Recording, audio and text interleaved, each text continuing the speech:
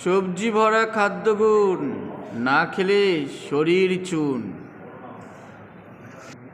মাংস, মাছ, ডিম, দুধ খাদ্য গুণে প্রোটিন ভর, খেতে কখনো করো না ভুল। খাও ঢেঁড়স, কপি, কাঁঠাল, সবজি খেলে ফিরবে হাল। আলু, বেগুন, পটল, বরবটি চিন্তা করো না খাবো কি। সারাদিনে একটি ফল খেও, তোমাদের শরীর হবে জিও জিও।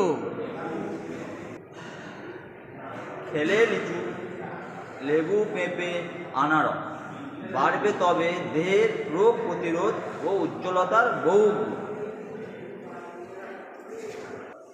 খাও যদি কাঁচা আদা, পেঁয়াজ ও রসুন, স্বাস্থ্যের জন্য পাওয়া যাবে বহু গুণাগুণ।